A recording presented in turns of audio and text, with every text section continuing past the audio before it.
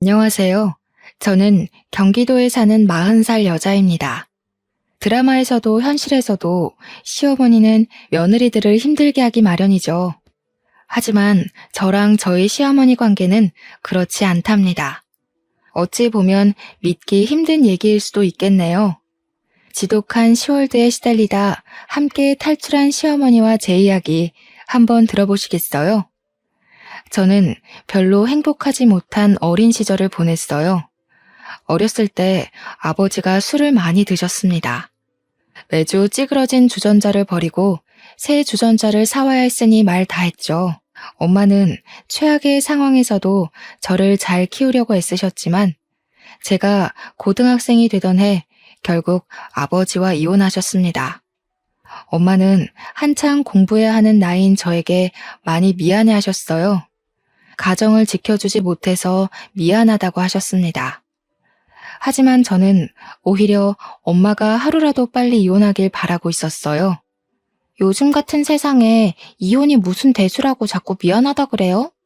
그런 인간한테서 벗어난 건 축하할 일이지 미안할 일이 아니라고요.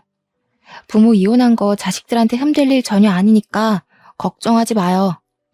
저는 엄마가 미안해하지 않도록 꼭 잘 살아야겠다고 다짐했습니다.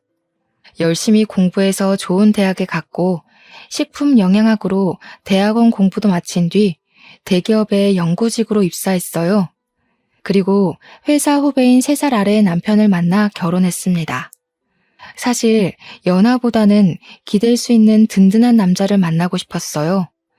하지만 남편이 워낙에 성품도 좋고 무엇보다 저를 굉장히 좋아했기에 결혼에 이르게 되었습니다. 문제는 남편 집안이었습니다. 남편 아버지는 교장 선생님으로 은퇴한 권위적인 분이셨어요.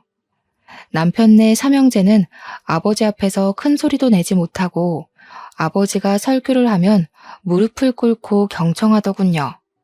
사실 진짜 조선시대에 사는 건 시어머니였어요. 시아버지는 60이 넘은 시어머니에게 아침마다 구첩반상으로 밥을 차리게 했습니다. 40년 넘게 이어져온 그 집안의 전통이었어요. 집안에는 결혼 안 한 시고모까지 있었죠. 시부모에게 인사드리러 간 자리에서 무릎을 꿇고 앉았다가 피가 안 통하는 다리를 두드리며 제 현실을 실감했습니다. 솔직히 좀 도망가고 싶었어요. 시부모님이 저희 집이 이혼 가정이라는 것에 대해 대놓고 내색은 안 해도 별로 탐탁치 않아 하는 게 느껴지기도 했고요. 하지만 남편이랑 사이가 무척 좋았고 남편이 자기는 아버지랑은 전혀 다르다며 저를 설득했어요. 아버지 고집은 아무도 못 꺾고 우리도 그냥 그러려니 하고 사는 거야. 그냥 우리 집에 갔을 때만 조금만 맞춰줘. 집에서 내가 2배, 3배로 잘할게. 하지만 조금만 맞춰준다고 될 수준이 아니었어요. 그렇게 지독한 시집살이를 당한 시어머니가 저를 그냥 두셨겠어요? 저는 시댁에 갈 때마다 시어머니와 같이 꼭두 새벽부터 전을 부치고 나무를 묻혀야 했어요. 게다가 시고모님은 시어머니가 하는 일에 사사건건 꼬투리를 잡았습니다. 고기전은 부침옷이 떨어지지 않게 얇게 잘 붙여야 한다고 했잖아요. 그리고 이 수건 말이야. 내가 따로 삶아서 빨라고 했는데 왜 다른 옷들이랑 같이 건조대에서 나와요? 내가 이거 보고 얼마나 황당했는지 알아요? 대체 몇 번이나 말을 해야 알아? 시어머니는 그 구박을 묵묵히 듣고만 있었어요. 시아버지나 남편 형이나 동생도 그런 일이 흔한 일인 듯 아무렇지 않아 보였습니다. 게다가 시댁은 알고 보니 제사를 1년에 10번이나 지내는 집안이었어요. 저는 할 말을 잃었습니다. 남편은 자기가 죄인이라며 납작 엎드렸어요. 이게 미안하다는 말로 될 일이야? 자기네 집은 남자들은 부엌에 들어가지도 못하게 하잖아. 자기가 도와줄 수 있는 것도 아닌데 미안하다고 하면 다냐고. 난 절대 못해. 저는 시댁에 가서 제사에 참여할 의지도 여유도 없음을 선언했습니다. 물론 있는 그대로 말하진 않았죠. 독실한 기독교임을 내세워 우상숭배 행위인 제사 행위에는 일절 참여할 수 없다고 못을 박았습니다. 잘난 하나님 믿겠다고 조상 모시는 일을 팽개친다고? 세아가, 네가 얼마나 잘났는지 몰라도 조상님들을 팽개치는 건 절대 못 참는다. 그래, 조상들을 모시는 건 후손들을 지켜주고 복을 달라고 하는 일인데 그건 있을 수 없는 일이야. 어머, 똑똑한 며느리 들인다고 좋아하더니만 하긴 저렇게 똑똑한 며느리가 어떻게 무식한 시어머니 밑에서 그 일을 다 하겠어. 어떻게 보면 할 수 없는 일이지 뭐. 그날 어찌어찌 넘어가 집에 돌아갔어요. 그런데 시고모님한테 전화가 왔지 뭡니까. 시고모님은 자기는 제 마음 이해한다면서 답답한 시부모한테 맞출 필요 없다고 은근슬쩍 제 편을 드는 거였어요. 솔직히 너네 시부모, 특히 태영이 엄마가 좀 답답한 스타일이잖니. 나도 젊었을 때 결혼하려다 실패한 경험이 있어서 너희들 마음 잘 안다. 요즘 같은 시대에 누가 그렇게 구식으로 살아? 다 시대에 맞춰 사는 거지. 무식한 사람들이나 옛날 얘기하면서 젊은 사람들 괴롭히는 거지. 뭔가 좀 앞뒤가 안 맞는다는 생각이 들었지만 저는 일단 넘어갔어요. 문제는 얼마 뒤 명절에 터졌습니다. 저는 죽었다 생각하고 시어머니와 함께 명절 음식을 장만하고 있었어요. 시고모님은 열심히 일하는 개미 옆에서 노래하는 배짱이처럼 팽팽 놀면서 감나라 배나라 훈수질을 하고 있었습니다. 아니, 언니는 어떻게 해도 일이 안 늘어? 백날 첫날이 가도 맨 그 자리니. 그래가지고 똑똑한 며느리를 가르칠 수 있겠어요? 소윤이 좀 봐요. 머리 좋은 애들이 일도 잘한다니까. 애 앞에서 무식한 티 좀 내지 말아요. 창피하지도 않나? 바닥에 앉아서 전을 붙이고 있던 저는 민망함에 얼굴이 다 화끈거렸어요. 시어머니를 흘끗 보니 흔한 일인 듯 얼굴색 하나 안 변하고 묵묵히 일을 하고 계시더군요. 그래, 소윤이는 일 때문에 많이 바쁘지? 연구원이면 할 일도 많을 텐데 명절까지 챙기고 장하다 얘. 나는 요즘 애들 자기 할 말 하는 거 보기 좋더라고. 우리 때나 벙어리 냉가슴 앓으며 할 말 못하고 살았지. 네 말대로 일하느라 바쁜데 어떻게 제사까지 챙기겠어? 집에서 노는 네 시어미가 하면 되지. 그렇지 오빠? 하긴 그렇긴 하지. 저 사람이야 맨날 하던 일이니까 인이 박혀서 쉽게 하지만 새아가가 직장 다니면서 제사까지 챙기기는 힘들기는 하지. 저기 어머니라고 쉬운 건 아닐 것 같은데 혼자 제사상 차리는 게 보통 일은 아니잖아요. 안 그래 여보? 아휴, 대영이가 그런 걸 어떻게 알아. 우리 집안은 예전부터 남자애들은 부엌 근처에 얼씬도 못하게 했어. 나도 막내가 되어나서 부모님이 얼마나 이뻐하셨는지 절대 손에 물 묻히는 꼴을 못 봤지. 그래서 나는 일은 하나도 할 줄 몰라. 그래도 누구랑 달리 공부는 열심히 했지 뭐. 집에 돌아가는 길에 내내 찜찜했던 전 남편을 붙잡고 말해봤어요. 시어머니가 시고모님한테 그렇게 당하는데 자식들은 왜 다들 보고만 있느냐고요. 남편은 그런 말을 처음 들었는지 깜짝 놀라더군요. 자기들은 엄마가 그런 취급을 받는 게 워낙 굳어져서 잘못됐다는 생각도 못했다는 거예요. 나이 60이 넘도록 시누이까지 모시고 살면서 시집살이 당한다는 게 말이 돼?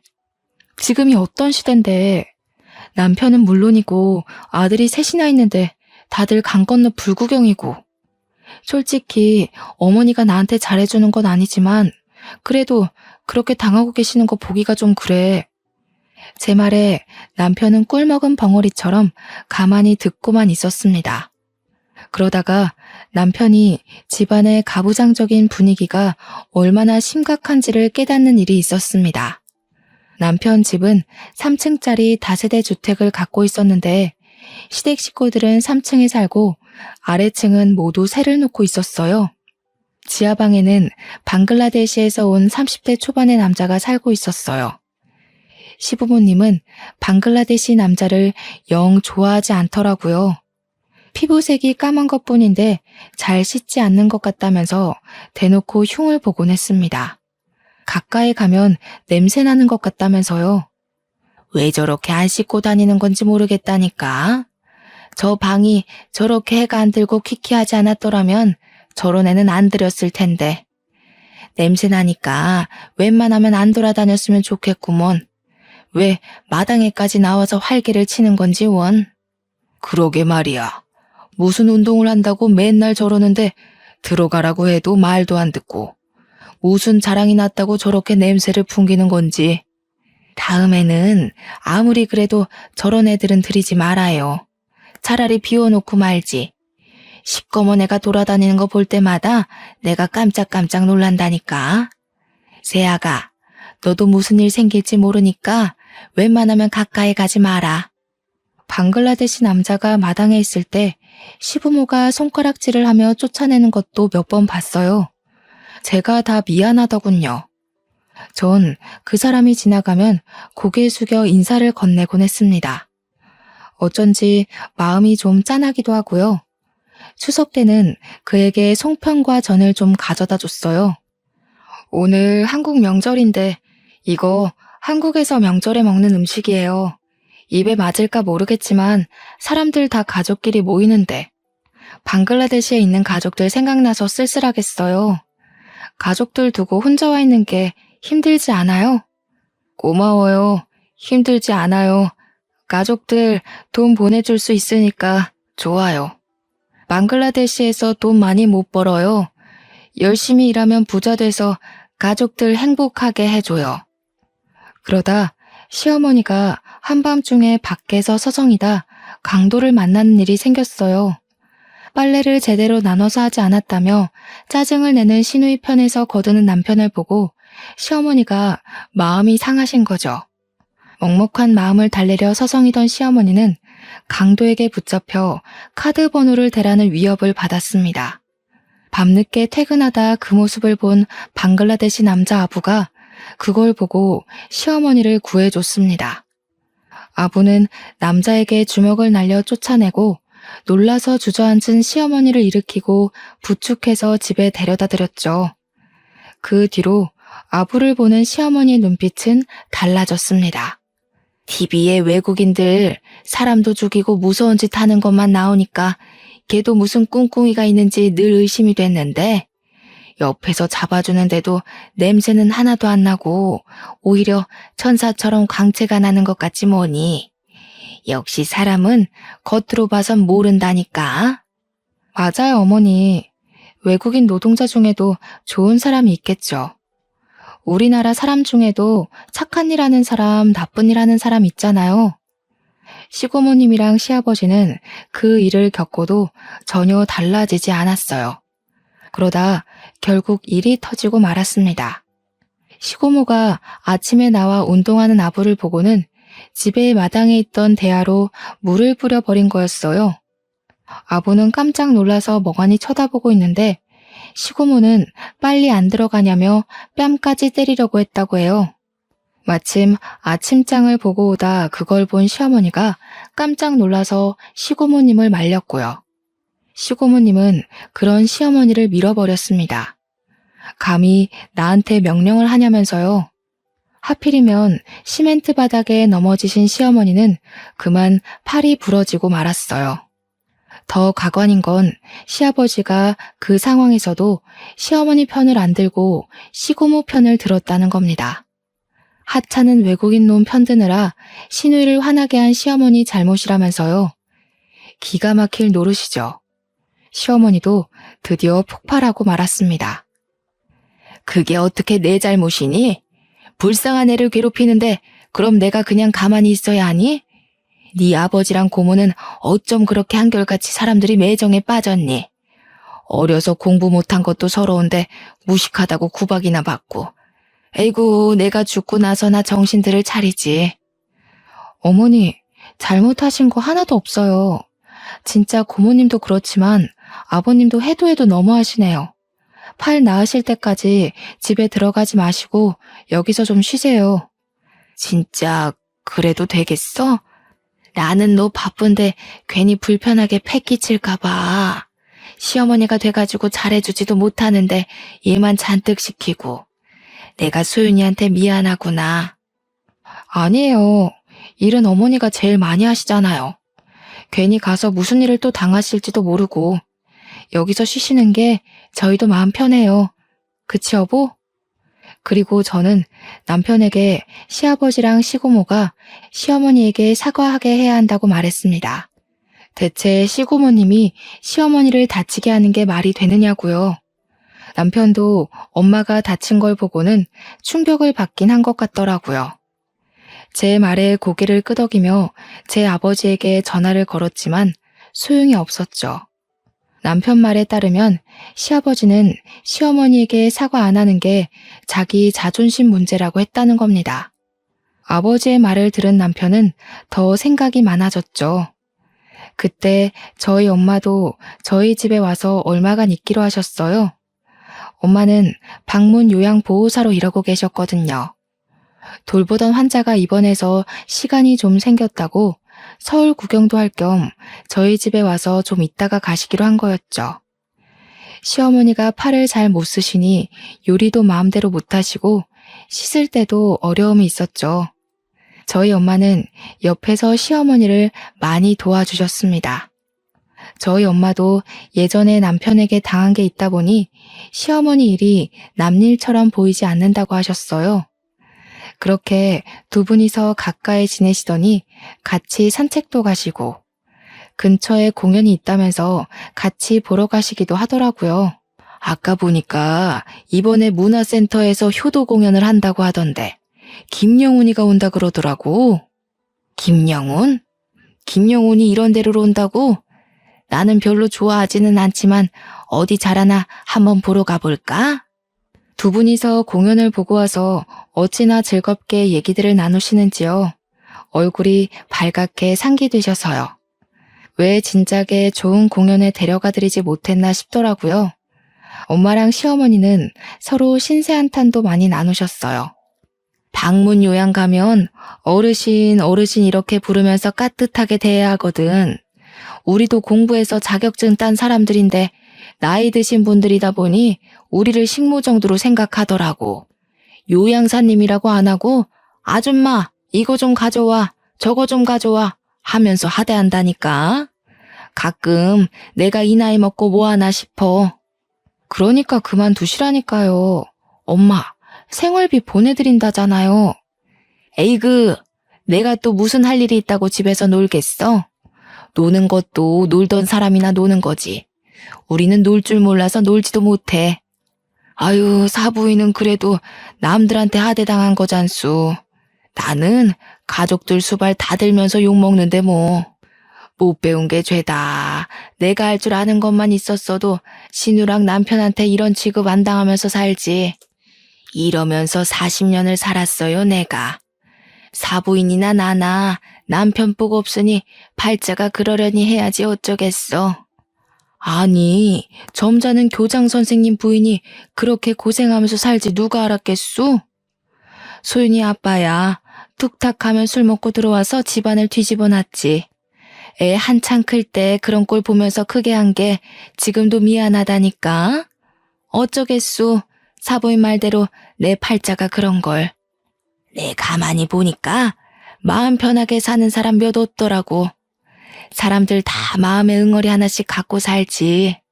그래도 이렇게 서로 이야기 나눌 사람이 있으니 얼마나 좋아요. 아들이 셋이나 있으면 뭐래? 여태까지 아무도 내 얘기 안 들어준 걸.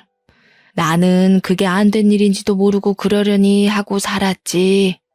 아이고, 아들들이 있어도 도움이 안 되니 혼자서 얼마나 냉가슴 앓으셨겠소. 주변에도 보니까 딸이 있어야 한다고 그러더라고. 이제라도 우리한테 좀 마음 내놓고 그러고 살아요. 두 분은 그렇게 서로를 위로하며 더 친해지셨습니다. 사실 두 분 다 사회생활을 안 하시다 보니 몇십 년 만에 처음으로 마음을 터놓을 친구가 생긴 거였죠. 한날은 제가 마음을 먹고 저희 엄마랑 시어머니를 좋은 레스토랑에 데려갔어요. 두 분 다 열심히 집안일하고 밥 벌어먹을 걱정만 하셨지 좋은 데서 밥 한 번 못 드셔봤거든요. 남편은 친구들이랑 놀라고 밖에 내보내고 여자들 셋이서 분위기 좋은 음식점에서 맛있는 음식을 먹었습니다. 제가 엄마와 시어머니에게 하고픈 말이 있었거든요. 저는 엄마가 고생해서 뒷바라지 해주신 덕분에 공부를 잘 마치고 좋은 직장까지 얻었는데 엄마는 항상 제자리인 게 늘 마음에 걸렸거든요. 시어머니도 마찬가지였죠. 그 시절엔 여자애들을 공부를 안 시켰기 때문에 공부를 못했을 뿐인데 무식하다고 구박당하시는 게 얼마나 억울합니까? 엄마, 그리고 어머님, 저랑 태영 씨는 직장에서 자리도 잡고 이번에 태영 씨도 월급이 올라서 더 살만해졌거든요. 저희는 풍족하진 않아도 누릴 거 다 누리면서 컸는데 어머님들은 그러지 못하셨잖아요. 이제 자식들도 다 컸으니까 가족들 걱정일랑 조금 내려놓으시고 이제 자신들을 위해서 사셨으면 좋겠어요. 아이고, 우리가 이 나이에 무슨 욕심을 부리겠니? 너희들 잘 사는 모습 보고 손주 생기면 손주나 봐주는 낙으로 사는 거지. 두 분 다 저보다 훨씬 똑똑하시고 현명하신데 공부를 못하셔서 서름 당하면서 사시는 게 마음이 아파요. 저희가 도와드릴 테니까 검정고시 공부해 보셨으면 좋겠어요. 요즘엔 대학도 만학도 전형이라는 것도 있거든요. 형편상 공부를 못하셨던 고령자들한테 대학 입학 문턱을 낮춰서 공부할 기회를 주는 전형이에요. 저희 엄마는 이 나이에 무슨 공부냐고 하시는데 시어머니는 눈시울을 붉히고 아무 말씀도 안 하시더라고요. 제가 괜한 짓을 한 건가 싶었어요. 무시당하며 사는 것도 서러운데 제가 괜히 콤플렉스를 자극해서 마음 아프게 해드린 게 아닌가 해서요. 두 분은 결국 거절하셨습니다. 70이 다 됐는데 그냥 살던 대로 사는 게 좋다고 하시면서요. 시어머니는 별 말씀은 안 하시고 엄마 말에 고개만 끄덕이셨죠. 얼마 뒤 시어머니는 팔의 깁스를 풀기도 전에 시댁으로 돌아가셨어요. 아무리 그래도 집을 너무 오래 비우는 게 마음에 걸린다면서요. 그런데 며칠 뒤 시고모님한테 전화가 오는 게 아니겠어요? 시어머니가 없는 동안 시아버지랑 시고모님은 엄마 없는 아이들처럼 라면이나 끓여 먹고 집안은 엉망이 된 채로 살았습니다. 남편도 몇 번 집에 갔다가 학을 떼고 돌아왔죠. 다 큰 어른들이 어떻게 집안 꼴을 그렇게 하고 사냐면서요. 그게 그럴 수밖에 없는 게 모든 일을 다 시어머니한테 시켰으니 할 줄 아는 게 없을 수밖에요. 시아버지는 그제야 너는 어떻게 그렇게 할 줄 아는 게 없냐며 시고모님을 나무랐다고 하시고요. 그동안은 제가 시댁에서 오는 전화를 제대로 받지 않거나 바쁘다면서 금방 끊어버렸습니다. 시고모님은 저한테 전화해서 그동안 받았던 서름을 토로하는 한편 그 화를 시어머니에게 돌렸습니다. 며느리야, 내 말 좀 들어보거라. 너네 시부 말이다. 자기도 할 줄 아는 것도 쥐뿔도 없으면서 나한테 뭐라 그러지 뭐야. 요즘 세상에 여자만 일하라는 법 있어? 안 해본 건 전화나 똑같지 뭘. 네 시엄마도 그래. 그렇다고 2달 넘게 안 들어오는 게 말이 되니? 여자가 소박 맞고 싶어 작정한 것도 아니고. 고모님, 여자만 일하라는 법은 없으면 저희 어머님한테만 일 시키는 건 이상한 거 아닌가요? 그리고 어머님이 오죽하면 집에 안 들어가셨겠어요. 어머예, 나는 어릴 때부터 막내로 귀하게 자라서 집안일은 일절할 줄을 몰라요. 너네 시엄마는 내가 아주 정신을 차리게 일 시키고 있는데 뭐. 세탁기 쓰지 말라고 다 손빨래 하라고 시켰어. 자꾸만 옷들을 섞어 빨아서 안 그래도 골치였잖니. 네? 세탁기를 못 쓰게 한다고요? 그래. 혼쭐이 나봐야 정신을 차리지 원. 안 그러면 손아래라고 시누이 무서운 줄 모르고 기어오르잖니. 못 배웠으면 알아서 기는 맛이라도 있어야지. 무식한 주제에 제 주장은 다 챙기려고 하니 그게 문제지 뭐야? 무식한 사람 상대하는 우리도 피곤하다 얘. 너네 시엠이 집에 있을 때 너도 불편하지 않든? 아니요. 저희랑 또 저희 엄마랑 잘만 지내셨는걸요. 네가 아직 덜 당해봐서 그렇지. 손빨래 하면서 정신 좀 차려보라고 했다. 어쨌든 집이 깨끗해지니까 살 것 같네. 말인지 방귀인지 알 수가 없었죠. 도대체 60년대도 아니고 세탁기를 일부러 못 쓰게 한다뇨. 세탁기가 여성들의 삶을 해방시켰다는 말까지 있는데 말이죠. 그날 저는 남편에게 말했습니다. 팔이 다 낫지도 않은 어머님한테 손빨래까지 시키며 시집살이를 시켰다는 게 말이 돼? 당신은 진짜 이런 걸 보고도 아무 생각이 없어? 솔직히 난 아무 생각 없었다는 당신도 무서워. 계속 이런 식이면 정말 당신이랑 사는 거 다시 생각해봐야 할 것 같아. 남편도 이번엔 충격을 많이 받은 모양이더군요. 방에 들어가더니 시아버지와 통화하는 소리가 들렸습니다. 아버지, 진짜 엄마한테 어떻게 그러실 수가 있어요? 엄마가 지금까지 아버지한테 얼마나 잘하셨는데요. 엄마 나이도 있으시고 몸도 성치 않으신데 그렇게 힘들게 일을 시키시면 어떡해요? 아버지가 말리셨어야죠. 아버지랑 고모랑 엄마한테 사과하셔야 한다고요. 하지만 시아버지는 치롱성이었어요. 네 엄마가 잘못한 거라면서 절대 본인들 잘못은 인정하지 않았죠. 평소 늘 온화하고 감정을 터뜨리는 법이 없는 남편도 결국은 분통이 터지고 말았습니다. 우리 아버지가 저렇게 편협한 분인지 몰랐다면서 화를 내고 혼자 머리를 싸매고 끙끙대더군요. 며칠 뒤 시어머니는 저희 집에 다시 오셨습니다. 나 어릴 적에 공장 나가면서 교복 입고 학교 가는 애들 보면 그렇게 부러울 수가 없었다. 그래도 나한테 주어진 팔자거니 하고 그래도 이만하면 부러운 거 없이 산다 하며 살아왔어. 그렇지만 공부 못한 게 늘 한이 되고 공부 못했단 이유로 무식하다는 소리 듣는 건 더 서러웠다. 엄마, 그동안 제가 마음 못 헤아려드려 죄송해요. 저는 그냥 엄마는 그렇게 사는 게 당연하다 여긴 것 같아요. 아버지가 엄마한테 그렇게까지 하실 줄이야. 지금까지 많이 참으셨는데 지금이라도 이혼하시는 게 낫지 않을까 싶은데. 내가 이 나이 먹고 이혼은 해서 또 뭐 하겠니? 그 집에서 당하는 꼴은 서럽지만 흔한 말로 무슨 부귀영화를 누린다고 이혼을 하겠어. 하지만 무식하다 무시당하는 건 이제는 싫다. 새아가 말대로 이제라도 공부해서 몇십 년 묵은 한을 풀어야겠어. 잘 생각하셨어요. 어머니, 정말 잘 생각하셨어요. 시어머니가 담담하게 이야기하는 모습을 보니 어쩐지 눈물이 날 것 같더군요. 시어머니가 검정고시 공부하기로 했다는 소식을 들은 저희 엄마도 결국 함께 검정고시 공부를 하기로 했습니다. 저는 두 분 생활비 걱정 말고 하고 싶으셨던 공부 마음껏 하시라고 말씀드렸어요. 그렇게 해야 우리 어머니들이 자신의 삶을 찾아야 비로소 저희 삶도 온전해질 것 같은 느낌이었거든요.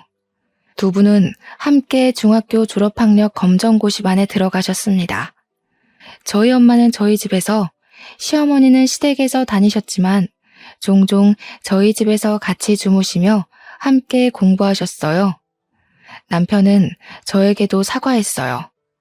앞으로는 시댁에서 제가 부당한 대우를 당하면 적극적으로 제 편을 들어주겠다고 했습니다.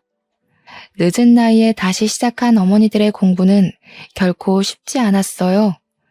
저희 엄마는 툭하면 머리가 아프다며 싸매고 들어 누우셨죠. 시어머니도 열심히 공부하셨지만 중학교 졸업학력 검정고시를 두 번째 떨어졌을 때는 많이 실망하신 눈치더라고요. 사부인, 우리가 어려운 시절에 태어나 어린 시절에 공부를 못하고 나이 들어 이 고생이지요. 그래도 저는 이런 생각이 듭니다. 그래도 늦게라도 공부를 해볼 수 있다는 게 어딥니까? 우리가 마지막까지 하늘 품고 가지 않게 자식도 저렇게 응원해주고 시간은 아직 많이 남아있잖소.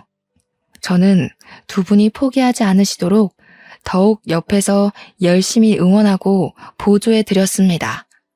솔직히 말하면 저도 힘든 점이 많았습니다. 제 일만 해도 버거울 때가 많았거든요. 그래도 모르는 게 있다고 하시면 다른 일 다 제쳐두고 가서 알아들으실 때까지 설명해 드렸어요. 워낙에 공부를 안 하던 분들이시다 보니 처음엔 쉬운 개념도 잘 이해를 못 하실 때가 있었어요. 하지만 우리 어머니들이 누굽니까? 괜히 어머니는 강하다는 말이 있는 게 아니죠. 두 분은 포기하지 않았습니다. 중학교 검정고시에 합격하던 날 눈물을 흘리며 서로 부둥켜 안으시던 두 분이 생각나네요. 그날 시어머니는 집에 들어가 선언했습니다. 당신들 밥은 이제 당신들 손으로 차려 먹으라고요. 시어머니가 그런 말을 했다는 걸 듣고 저는 정말이지 속이 시원했답니다. 있을 때 잘하라는 말은 저희 시아버지를 위해 있는 말이 아닐까요? 시어머니는 저희 엄마랑 둘이서 노래교실도 다니면서 더욱 즐겁게 지내게 되었어요. 반대로 시아버지랑 시고모님은 집에서 죽상을 하고 있다가 남편과 형제들에게 전화에 툴툴거리기 일쑤였죠. 한 번은 시아버지는 시어머니가 공부하러 나가는 게 고가웠는지 이것저것 꼬투리를 잡으시더군요. 저는 아침 일찍 어머니를 모시러 갔다가 그 싸움을 고스란히 구경하고 말았죠.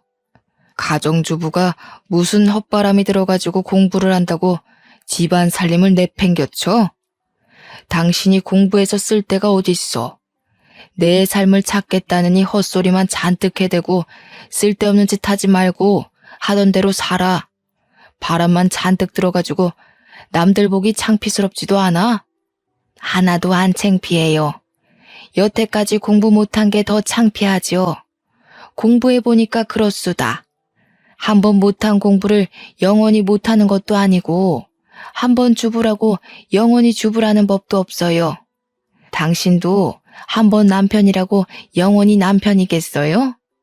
나도 지금까지 참을 만큼 참았으니까 당신이나 헛소리하지 마세요. 뭐야? 좋아, 그래. 100번 양보해서 공부하는 건 좋다 이거야. 그래도 집안 살림은 챙겨야 할 거 아니야. 사람이 자기 본분을 다하면서 하고 싶은 것도 해야지. 어떻게 하고 싶은 것만 하면서 사나? 당신 그렇게 근본 없는 여자였어? 당신 진짜 이런 사람 아니었잖아. 앞뒤는 맞게 살자 이거야 내 말은. 당신이랑 아가씨는 손이 없소 발이 없소. 당신도 은퇴했으면 그에 맞는 본분을 새로 찾아야지. 언제까지 나만 붙잡고 밥밥 그럴 거랍니까? 당신이랑 당신 동생이나 정신 차리슈. 그 나이 먹도록 제 밥숟갈 하나 못 놓는 거야말로 창피하지 않아요? 이 여자가 진짜 말이면 단 줄 알아? 진짜 보자 하니까 안 여자가 됐으면 남편 밥상 보고 잠자리를 살피는 게 본분이지. 어디서 남편한테 꼬박꼬박 말대답이야? 진짜 돌아버린 거야? 진짜 밥상 뒤집어 엎어지는 꼴 보고 싶어? 그때 시고모님이 없었으니 망정이지 거기에 시고모님까지 더해지면 시어머니가 부글부글 끓다가 폭발할 것 같더군요. 일은 엉뚱한 데서 터졌습니다. 잔뜩 골이 나서 속이 베베 꼬인 시아버지가 방글라데시 남자 아부에게 화풀이를 한 거였어요. 시어머니는 없고 배는 고픈데 시고모님은 옆에서 말만 많지 아무 도움도 안 되죠. 담배나 피우려고 나가신 겁니다. 그런데 아부가 쉬는 날이었는지 이불을 내다 마당에다 걸고 있는 걸 보신 거예요. 시아버지는 냄새나는 이불을 왜 거기다 거냐면서 아부에게 화를 내다가 급기야 손찌검을 한 거예요. 시아버지의 손찌검에 아부는 그만 윗니가 하나 부러지고 말았어요. 그걸 본 2층 세입자가 경찰에 신고했고 시아버지는 경찰서에서 남편에게 전화를 했습니다. 저희는 깜짝 놀라서 경찰서로 갔어요. 시부는 미간에 힘을 잔뜩 준 채로 입을 꾹 다물고 경찰서 의자에 앉아 있었습니다. 아부는 한쪽 얼굴을 붙잡고 있더라고요. 보니까 얼굴이 많이 부어 있더군요. 아부 괜찮아요? 미안해서 어쩌죠. 저희 시아버님이 요즘 마음이 많이 안 좋으셔서 그래도 그러면 안 되는 건데 남편이랑 제가 대신 사과할게요. 정말 미안해요. 괜찮아요. 소윤 잘못 아니에요. 나 운동신경 좋아서 많이 안 다쳤어요. 내가 잘 막아서 이빨 하나만 부러졌어요. 저는 치료비는 물론 일하느라 치료받는데 지장이 없도록 합의금을 넉넉히 챙겨줘야 한다고 남편에게 말했어요. 그리고 제가 아부네 회사에 연락해 치료 때문에 회사를 못 나가는 것 때문에 잘리지 않도록 잘 부탁도 드렸어요. 시어머니도 시아버지에게 아부에게 사과하고 합의금을 넉넉히 챙겨주라고 말했어요. 시아버지는 끽소리도 못하고 합의금을 마련해 줬습니다. 그런데 아주버님이 저한테 전화해서 화를 내는 게 아니겠어요.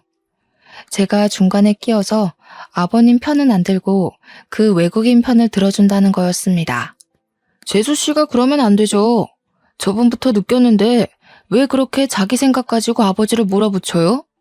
엄마 검정고시 공부한답시고 집안 살림 내팽개치고 노랫바람까지 든 것도 재수씨가 바람 넣은 거잖아요. 시집을 왔으면 그 집안 법에 따를 줄도 알아야죠. 재수씨가 똑똑하다고 재수씨만 옳고 다른 사람들은 다 무식한 줄 알아요? 제가 받아치려는데 남편이 갑자기 전화기를 뺏어들었습니다. 아버지가 잘못한 건데 형은 왜 그걸 소윤이한테 그래? 그건 진짜 인간으로서 해서는 안 되는 일이잖아. 더구나 교육자셨는데 자식이고 며느리라고 아버지가 무슨 짓을 하든 다 편을 들어드려야 돼? 우리가 그러면 아버지가 더 편협해지고 자기밖에 모르는 사람이 되는 거 모르겠어? 그 일이 있고서도 시어머니는 여전히 집안일의 굴레에서 완전히 벗어나지 못하셨어요. 시어머니가 아니면 집안 꼴이 자꾸 엉망이 되니까 그걸 두고 볼 수가 없으셨던 거죠. 사람이 한 번에 바뀔 수 없으니까요. 시아버지랑 시고모님 등살에 못 견뎌 하시는 시어머니를 저는 아예 저희 집에 와 계시도록 했습니다.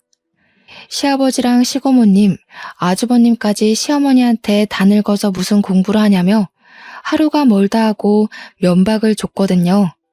그런 와중에도 두 분은 열심히 공부하셨습니다. 중학교 검정고시는 몇 번 낙방하셨지만 고등학교 졸업학력 검정고시는 한 번에 합격하셨어요. 두 분이 공부하는 게 시너지도 생기기 시작한 것 같았어요. 마침내 두 분이 나란히 만학도 전형으로 사회복지학과에 입학하셨습니다. 두 분이 대학 입학하던 날 저는 굳이 반차를 내고 입학식을 보러 갔어요. 어쩐지 그 순간을 놓치면 안 될 것 같았거든요. 두 분의 한층 밝아진 얼굴을 보는 것만으로도 행복했죠. 두 분이 대학생이 되어 열심히 공부하시는 모습을 보며 묘한 기분도 느꼈답니다. 물가에 내놓은 것처럼 걱정되기도 하고 그러면서도 학교 가는 뒷모습만 봐도 뿌듯하고요. 우습지만 엄마가 저를 키울 때 이런 기분이었겠구나 하는 기분이랄까요? 두 분은 학교에서뿐만 아니라 노인회관에서도 친구들을 많이 사귀시고 노래 모임도 더욱 활발히 다니셨습니다. 제 2의 인생이 꽃피우기 시작한 거죠. 소윤이 너 피꺼솥이 뭔지 아니? 피꺼솥. 우리 과 애들한테 배웠는데 하기는 너는 신세대들이 쓰는 단어는 이제 잘 모르지? 요즘은 MZ세대라고 부르더라. 피꺼솥? 피카츄 친척인가? 피로가 거꾸러질 정도로 솟아오른다? 아, 그러고 보니 진짜 피곤하네. 아, 내가 그걸 어떻게 알아요, 엄마. 으이그, 그거 하나 알았다고 딸을 약 올리네. 소윤이는 공부만 하느라 학생 때도 그런 말 몰랐을걸? 엄마 고생한다고 한눈 한 번 못 팔았잖아. 소윤아, 피꺼솥이 뭐냐면 피가 거꾸로 솟는다. 피가 거꾸로 솟을 정도로 화가 난다. 대학을 졸업하던 날 엄마와 시어머니는 함께 특별상을 받으셨어요. 고령에도 불구하고 열심히 공부하는 모습으로 젊은 학생들에게까지 본보기가 됐다고 주는 상이었죠. 두 분이 뒤늦게 공부하느라 고생하신 걸 아는 저는 가슴이 찡했습니다. 두 분은 노인 심리 상담사 자격증을 따서 노인회관에서 상담사로 일하기로 되어 있었습니다. 시간제 일이기는 하지만 그래도 취직이 된 게 어디예요? 저는 자꾸만 눈가가 촉촉해지면서도 한편으로는 이 순간을 마음껏 즐겨야겠다고 생각했습니다. 졸업식이 끝나고 저희는 근교로 드라이브를 나가기로 했어요. 다들 한껏 기분이 들떠 있었죠. 시어머니는 가져올 게 있다면서 잠깐 시댁에 들르겠다고 하셨어요. 기분 좋게 모자를 쓰고 나오려던 시어머니는 그만 시고모님한테 붙잡히고 말았어요. 한참을 기다려도 시어머니가 안 나오길래 제가 들어가 봤더니 두 분이서 한창 말싸움을 하고 있었습니다. 집구석에 기어들어오지도 않더니 또 어딜 기어나가는 거야? 이보세요, 김성희 씨. 제정신이세요? 제정신일 리가 없지. 안 그럼 저렇게 헛바람이 들 수가 있나. 집안 꼴 잘 돌아간다. 우리를 이렇게 무시하고도 언니가 무사할 줄 알아? 무사 안 하면 뭐 어쩌려고. 머리채라도 잡게요? 하긴 그런 게 아가씨한테 어울리긴 하지. 말도 함부로 하지. 집안일 하나 할 줄 아는 게 없지. 입만 살아가지고 남 괴롭힐 줄밖에 더 알아? 이보세요, 최금희 씨. 저도 예전에 제가 아니거든요. 아가씨 대학 졸업장 없잖아. 시어머니는 졸업장을 시고모한테 던졌습니다. 말리려던 저는 팔을 뻗은 채로 그대로 굽고 말았어요. 솔직히 속이 시원했습니다. 우리 며느리가 그러더라고. 남들이 날 모욕할 때는 일단 녹음을 해두라고. 당신이랑 당신 오빠가 내가 공부하는 걸 갖고 미친 짓이라고 난리치면서 하루가 멀다 하고 욕한 거 다 녹음해놨어. 내가 멍청해서 가만히 있었던 게 아니라 위자료 적립하는 셈 치고 들었다 이거야. 뭐 위자료? 이 여편네가 돌아도 한참 돌았구먼. 위자료는 무슨 개코가 위자료야. 그리고 뭐 대학 졸업장? 참네. 이게 그렇게 대단해? 대학 졸업장만 있으면 뭐 칠푼이가 양반되는 줄 알아? 사람이 인간이 먼저 돼야지. 대학 졸업장 땄다고 하늘 같은 시댁 식구들한테 기어올라? 형편 어려워서 학교 못 다닌 거 가지고 무식하다 노래 부른 사람이 누군데. 근데 내가 공부해보니까 말이야. 진짜 무식한 게 뭔지 알아? 자기가 운이 좀 좋았던 거 가지고 남 깔아 뭉개는 거. 그런 게 진짜 무식한 거야. 이 무식한 여자야. 너희 잘난 오빠랑 둘이서 천년만년 라면이나 끓여 먹고 살으세요. 뭐야? 이 여자가 진짜? 시고모가 시어머니한테 달려드는 걸 제가 얼른 막아섰어요. 넌 또 뭐야? 그러고 보니 네가 이 사단의 원인 제공자지? 내년부터 잡아야겠다. 학교 좀 좋은 데 나왔다고 시댁 식구들을 우습게 보고 따박따박 말대꾸를 하질 않나. 하늘 같은 시고모를 제 아래로 보고 무시하질 않나. 처음부터 마음에 안 들었어. 이번엔 시어머니가 시고모를 막아줬어요. 거 험한 꼴 보지 말고 좋은 말로 할 때 빠집시다. 우리는 대졸자들끼리 좀 갈 데가 있어서. 나랑 같이 대학 졸업한 소연이 엄마도 밑에서 기다리고 있거든. 그치, 소연아? 네, 어머니. 좋은 날인데 예의를 모르는 분 때문에 망치지 말고 얼른 우리 갈 길 가요. 아, 그리고 고모님. 저는 문제의 원인을 제공한 게 아니라요. 문제를 시정한 것뿐이에요. 그 정도는 논리적으로 이해하셔야 하는데 이해가 잘 안 되시나 봐요. 당신 오빠 오면 이거나 전해줘. 시어머니가 시고모에게 두 번째로 던진 건 이혼 서류였습니다. 위자료를 받을 수 있게 소송 준비까지 잘 맞춰둔 뒤였죠. 그리고 저희는 계획대로 근교로 바람을 쐬러 갔습니다. 오리백숙을 맛나게 먹고 저수지 근처를 걷다가 시어머니는 말씀하셨어요. 뱃속에 아기도 있는데 그런 꼴 보게 해서 미안하구나. 나는 네 덕분에 지난 몇 년간 얼마나 행복했는지 모른다.